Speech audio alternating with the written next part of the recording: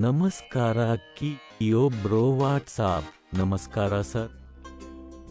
ನನ್ನ ಭಾಷೆ ಎಷ್ಟು ಫ್ಲೆಕ್ಸಿಬಲ್ ಅಂದ್ರೆ ಅದು ಪರಿಸ್ಥಿತಿಗೆ ತಕ್ಕಂತೆ ಬದಲಾಗಬಹುದು. ಆದರೆ ನಿಮ್ಮ ಡೆಬ್ಟ್ ಸ್ಕೀಮ್ ಅದೇ ರೀತಿ ಮಾಡಬಹುದೇ? ಇಂಟ್ರೆಸ್ಟೆಡ್ ಇದ್ದರೆ ಮುಂದೆ ನೋಡಿ.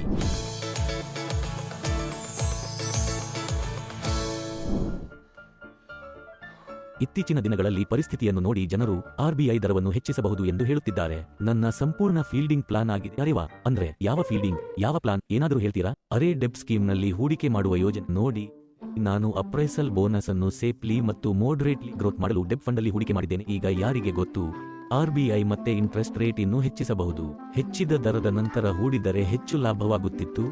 ಹೀಗೆ ಯೋಚಿಸಿದರೆ ನೀವು ಜೀವನದಲ್ಲಿ ನಿಲ್ಲುತ್ತೀರಿ. ನೋಡಿ, ನಿಮ್ಮ ಪ್ರಾಬ್ಲಮ್ ನ್ಯಾಯಸಮ್ಮತವಾಗಿದೆ, ಆದರೆ ಇದಕ್ಕೆ ಪರಿಹಾರವಿದೆ ಹೇಳುತ್ತದೆ ICICI Prudential floating interest fund.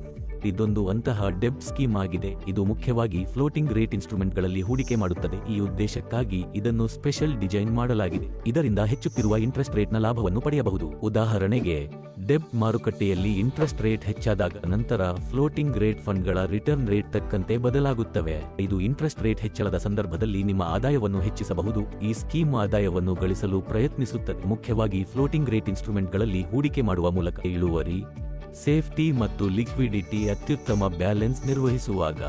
ಅಂದರೆ ಇಂಟ್ರೆಸ್ಟ್ ರೇಟ್ಸ್ ಹೆಚ್ಚಾಗಲಿ ಅಥವಾ ಕಡಿಮೆಯಾಗಲಿ, ನನ್ನ ಫೀಲ್ಡಿಂಗ್ ಸೆಟ್ ಇದೆ. ಹಾಗಾಗಿ ಇಂದಿನಿಂದ ಇಂಟ್ರೆಸ್ಟ್ ರೇಟ್ ಏರಿಕೆಗೆ ಹೆದರಬೇಡಿ, ಬದಲಿಗೆ ಅದರ ಲಾಭ ಪಡೆಯಲು ಪ್ಲಾನಿಂಗ್ ಮಾಡಿ. ICICI Prudential floating interest fund ನೊಂದಿಗೆ ಈ ಯೋಜನೆಯ ಬಗ್ಗೆ ಇನ್ನಷ್ಟು ತಿಳಿದುಕೊಳ್ಳಲು ICICI Prudential floating interest fund ಬರ್ಚ್ ಮಾಡಿ ಅಥವಾ ಡಿಸ್ಕ್ರಿಪ್ಷನ್ ನಲ್ಲಿ ನೀಡಿರುವ ಲಿಂಕ್ ಅನ್ನು ಕ್ಲಿಕ್ ಮಾಡಿ. ಮತ್ತು ಈ ರೀತಿಯ ಹೆಚ್ಚಿನ ಕಂಟೆಂಟ್ಗಾಗಿ ನಮ್ಮ ಚಾನೆಲ್ ಅನ್ನು ಲೈಕ್ ಮಾಡಿ, ಶೇರ್ ಮಾಡಿ ಮತ್ತು ಸಬ್ಸ್ಕ್ರೈಬ್ ಮಾಡಿ. ಮ್ಯೂಚುವಲ್ ಫಂಡ್ ಹೂಡಿಕೆಗಳು ಮಾರುಕಟ್ಟೆಯ ಅಪಾಯಗಳಿಗೆ ಒಳಪಟ್ಟಿರುತ್ತವೆ. ಯೋಜನೆಗೆ ಸಂಬಂಧಿಸಿದ ಎಲ್ಲಾ ದಾಖಲೆಗಳನ್ನು ಎಚ್ಚರಿಕೆಯಿಂದ ಓದಿ.